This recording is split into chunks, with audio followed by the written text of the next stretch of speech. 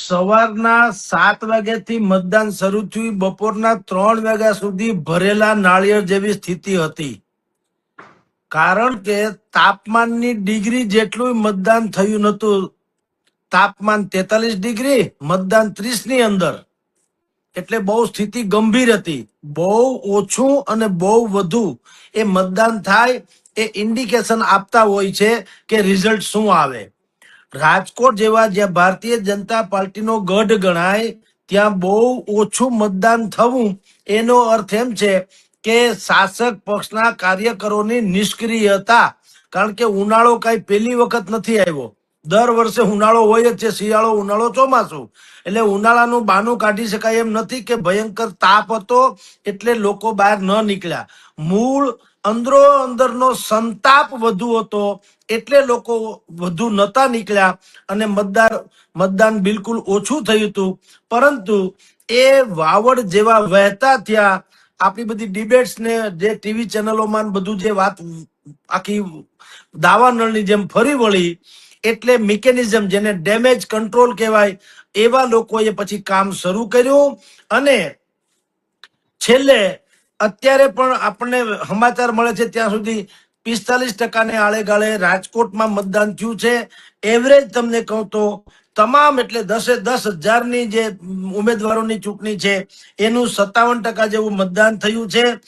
મહાનગરપાલિકા જે છે એમાં 47 થી 50% જેવું મતદાન, 49 થી 50% જેવું મતદાન થયું છે, જે ગયા વર્ષે પણ આટલું જ હતું. એટલે મતદાનની સરેરાશ ટકાવારી જેને કહેવાય એને હાંસલ કરી લીધી. પરંતુ ટ્રીમન્ડસ બહુમતી અથવા તો બહુ સારો ઉમળકાભેર લોકોએ ભાગ લીધો એની બિલકુલ અહીંયા અભાવ જોવા મળ્યો. 30 વર્ષથી સરકાર ઉપર આપણે હોય તો એને પ્રચાર કરવો પડવો ન જોઈએ. એને ખાલી યાદ અપાવવું જોઈએ કે ચૂંટણી છે, તમારે મતદાન કરવું જ રહ્યું, કારણ કે વિકાસના કામો એને કર્યા. તો ભારતીય જનતા પાર્ટીને પણ ભયંકર પ્રચાર કર્યો. આમ આદમી અને કોંગ્રેસ શિથિલ અવસ્થામાંથી જાગૃત થઈ. એને પણ આ વખતે નવા ચહેરાઓ 50% જેવા નવા ચહેરાઓને ઉતાર્યા. ભારતીય જનતા પાર્ટીએ પણ 70% જેવા ચહેરાઓને બદલાવી નાખ્યા. જૂના ને જાણીતા ચહેરા જેને રાજકોટ નામથી કે ચહેરાથી ઓળખે તેની જગ્યાએ ન્યૂ જેન જી જેને કહી શકાય જનરેશન 70% જેવા નવા મતદારોને લઈ આવ્યા. પરિણામે શું થયું? અને આમ આદમીને તો વકરો એટલો નફો હતો, કેટલી જગ્યાએ તો એ ઉમેદવારો ઉભા નથી રાખી છે કે આપણે બધા જાણીએ છીએ. ઈસુદાન ગઢવીએ કીધું છે કે 10,000 જેટલી જે ટોટલ ચૂંટણીની બેઠકો છે એમાંથી 5,000 જેટલા 5,261 એનો ટૂંકમાં 50% તો ઉમેદવાર જ 50% ઉભા રાખી શક્યા. મતદાન ને સમર્થન ને તો પછીની ઘટના છે. તો સરવાળે જે બધાએ પ્રચાર કર્યો એમાં કોંગ્રેસ અને આમ આદમી એને તો અસ્તિત્વનો પ્રશ્ન હતો. ભલે લોકો સેમીફાઇનલ કહે પણ એ ફાઇનલ જેવું જ હતું. પણ ભારતીય જનતા પાર્ટીએ પણ ભયંકર હદે પ્રચારે કરવો પડ્યો. ગૃહમંત્રીએ અહીંયા આવીને રોડ શો કર્યા અને બાકી ભારતીય જનતા પાર્ટીના જે સિનિયર લોકો હતા એને છેલ્લે ઘડીએ કામે વળગાડવા પડ્યા. અને સાંજના 4 થી 5 1 કલાકમાં મેક્સિમમ મતદાન પાછું કરાવવાનું જે મિકેનિઝમ કામે લગાડ્યું. એટલે 43 થી 48% જેવું રાજકોટને લાગે વળગે ત્યાં સુધી મતદાન થયું. અને ભલે સત્તા કદાચ ભારતીય જનતા પાર્ટી મહાનગરપાલિકા રાજકોટમાં જાળવી રાખે પણ ચાંદમાં દાગ જેવું ઓછું મતદાન અને 5-15 બેઠકનું નુકસાન એ બહુ જ ઐતિહાસિક ઘટના બની રહેશે. એક તો તમારે હજી પણ પ્રચાર કરવો પડે છે. એનો અર્થ એમ છે કે મતદારોના મગજમાં તમારા વિકાસની વાતો બરાબર ઉતરી નથી લાગતી. નહીતર તો પ્રશ્ન જ ક્યાં છે? 30 વર્ષથી તો તમે જ છો એટલે કે ભારતીય જનતા પાર્ટી છે. તો એને જે કઈ વિકાસ અને વિકાસના કામો કર્યા છે એમાં ના નથી તો આપણી નજર સામે છે. પણ એ વિકાસના કામોની કેટેગરી જે છે ને એ હાઈ લેવલની છે. જનતાને જોઈએ છે રોજબરોજના જે પ્રશ્નો નડે એમાં રાહત જોઈએ છે. તમે 1,000 હું તમને કહું 184 ફૂટ ઊંચું સ્ટેચ્યુ ઓફ યુનિટી બનાવો એ ઠીક છે, વિક્રમ માટે થઈને બરાબર છે અને ઘરેણું ગણાય કે ગૌરવનું બધું સમજ્યા. પણ સિટી બસ કે એસટી બસમાં ભાડા ઘટાડો ન થાય, લાઇટના બિલમાં ભાડા ઘટાડો ન થાય, શિક્ષણની વ્યવસ્થામાં છોકરાને ઘરેથી લઈ જાય અને મૂકવા સુધીમાં અસલામતી અનુભવાય, આવા બધા પ્રશ્નો જે રોજિંદા છે. અને જે બ્યુરોક્રસી કે તંત્ર પાસેથી કામ લેતી વખતે જનતાને જે અવહેલના એની અવગણના ને અપમાન બે જે સહન કરવું પડે એમાં કંઈક હળવાશ થાય એવી અપેક્ષા લોકોને હતી, જેમાં ઉણા ઉતર્યા. પણ અત્યારે એનું સંગઠનના કારણે, ભારતીય જનતા પાર્ટીના કુશાગ્ર સંગઠનના કારણે અને ઉપરથી પ્રેશર જે કરવામાં આવ્યું, કારણ કે અત્યારે હર્ષ સંઘવી અહીંયા રોડ શો જે કરવા આવ્યા હતા, એ રોડ શો તો ઠીક છે, પણ મૂળ વાત ઈ કરવા આવ્યા હતા કે જે કેટલાક સિનિયર લોકો બુદ્ધિપૂર્વક રિસાઈ ગયા હતા અને એ અસક્રિય અથવા નિષ્ક્રિય હતા, એનું પૂછડું મરડવા આવ્યા હતા કે ભાઈ તમે તમારું પરફોર્મન્સ બતાવજો, નહીતર અત્યારે કમસે કમ તમે હાસ્યામાં છો, પછી હાસ્યાની બારે હોઈ જઈ શકો.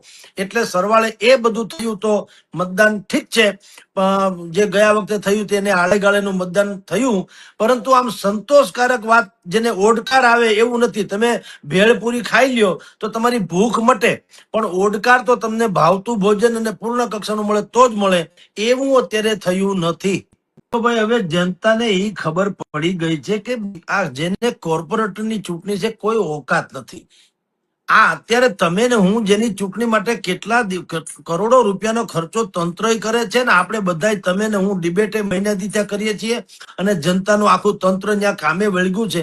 મને તમે વિચાર કરો, કોર્પોરેટર ધારો કે ન હોય તો શું ફેર પડે મને કયો, અને હોય તો હું નિહલાવી દીધું, આપણી ભાષામાં કહું તો કાંઈ હરામ બરોબર કઈ થતું હતું ઈ એના કમિશનબાજી શરૂ થાય, એની ફોટો સેશન શરૂ થાય, ઈ નેતા બને.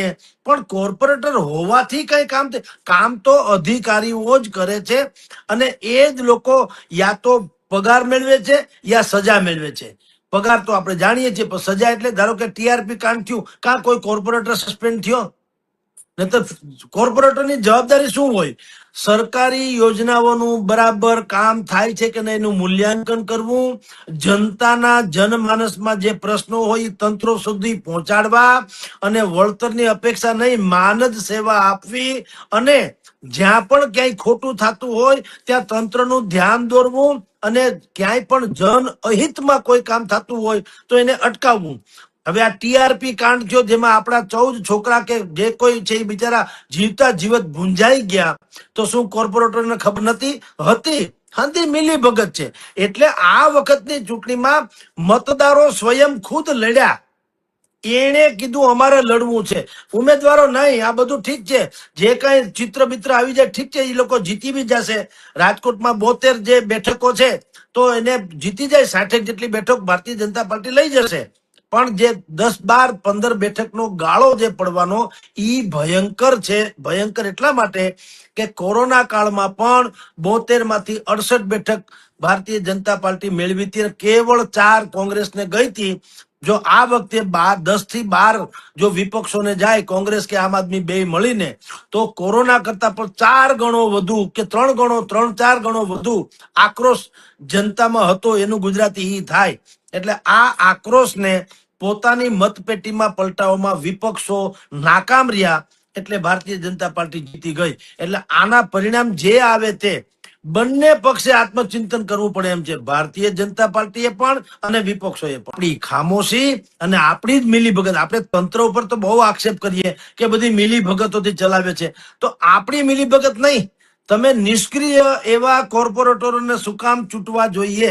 એ પછી ભાજપમાં હોય, કોંગ્રેસમાં હોય કે આમ આદમીમાં હોય, કોઈ પણ ના હોય, જે સક્રિય નથી, જે સમર્પિત નથી, જે વિઝનરી નથી, જે લોકતંત્રના પાયારૂપ કામ કરે એવા નથી, લોકો માટે લોકો વતીથી એવું કામ નથી કરતા, એને તમારે શું કામ મત આપવું જોઈએ? પેનલ ટુ પેનલ શું કામ તમે જીતાડો છો ભાઈ?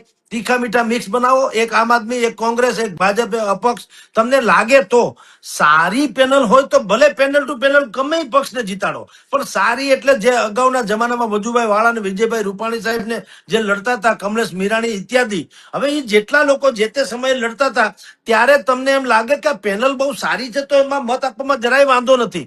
પણ આપણે એમ નહીં, કમળનું નિશાન કે પંજાનું નિશાન કે સાવરણાનું નિશાન જોઈને ફટાફટ મત આપવા માંડીએ અને ચહેરા નથી જોતા, પછી ખબર પડે કે આ મિલીભગત તંત્ર આરે કરીને ગોઠવણ.com થી એ લોકો શાસન ચલાવે છે. તો જનતા, તમારા પ્રશ્નનો જવાબ, જનતા બિલકુલ ખામોશી અથવા તો ઈ પણ જયારે આંખ મીચામણા કરે છે મત આપતી વખતે નાગરિક બનવાને બદલે લાભાર્થી બનીને કોકની ફેવરમાં મત આપી દે છે, એટલે આ આપણે મુશ્કેલીનો સામનો કરી રહ્યા છીએ. જેટલા વોર્ડમાં અત્યારે આ 30 વર્ષથી ભારતીય જનતા પાર્ટીનું શાસન છે, જો ખરા અર્થમાં કામ જ થતું હોય તો અત્યારે દરેક વોર્ડમાં ઉત્સવ ઉજવણી ન હોય.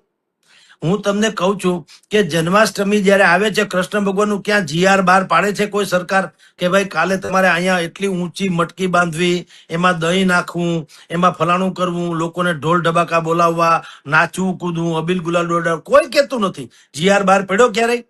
લોકો સ્વયંભૂ આ ઉત્સવ મનાવે છે ને શું કામ? એને એની અનુભૂતિ છે કે કૃષ્ણ જન્મોત્સવ ઉજવવાથી કમસે કમ આપણે હળવા થઈએ છીએ, સાંપ્રત દુઃખને ભૂલી જઈએ છીએ. આટલું તો છે. તો આ તમે જે વોર્ડ વાઇઝ વાત કરો છો, દરેક સમસ્યા જે છે તે સરકાર એના લેવલ પ્રમાણેની યોજના પ્રમાણે જે થતું હોય તે કરે જ જાતી હોય છે. જનતાની અપેક્ષા વધે જતી હોય છે.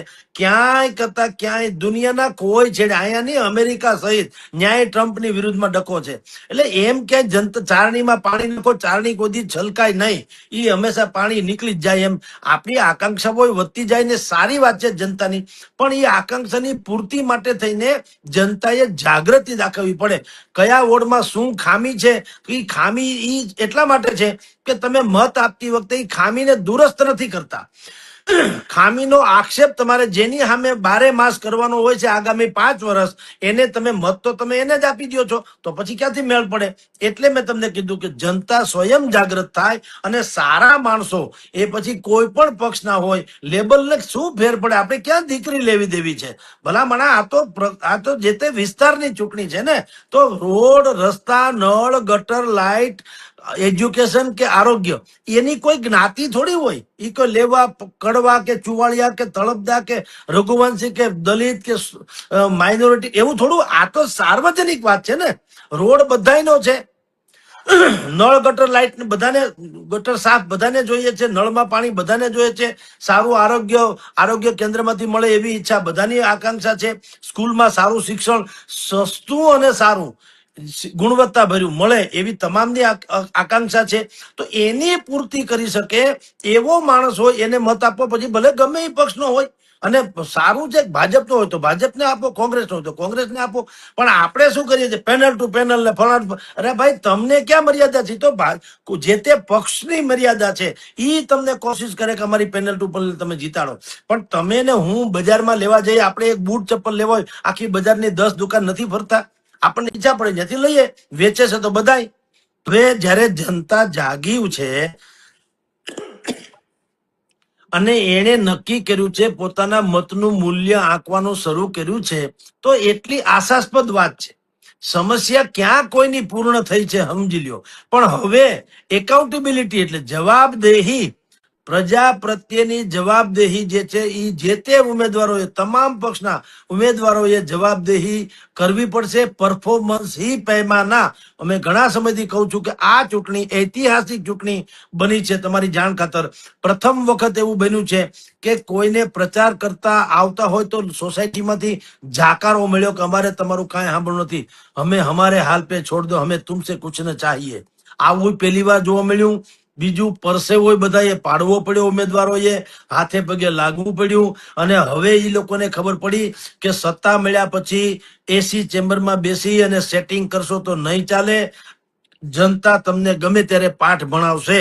એટલે આગામી સમયમાં સમસ્યા ઉકલી જશે, એ પ્રશ્નાર્થ અધ્યાર છે. ઉકેલવી પડશે.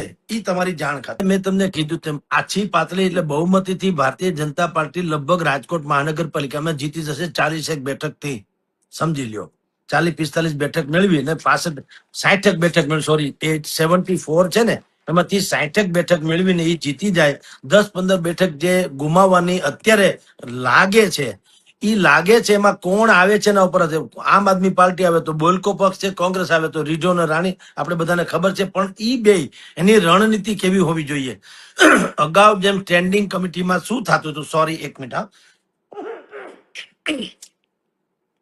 સ્ટેન્ડિંગ કમિટીની જ્યારે બેઠક હોય ત્યારે નાટકીય ઢંગે વિપક્ષના લોકો આવે, બેનર પોસ્ટર લગાડે અને કાંઈક અમુક પ્રકારના એવા વસ્ત્રો પહેરે કે એમાં સ્લોગન બોગન લખ્યા હોય ને, એને નાટક ચેટક કહેવાય. એનાથી શું થાય છે, એવું કરે એટલે સાર્જન્ટ અથવા તો જેને કહી શકાય બાઉન્સર્સ, એ લોકો આવીને આને ઉપાડીને બહાર કાઢી મૂકે, ધરપકડ થાય.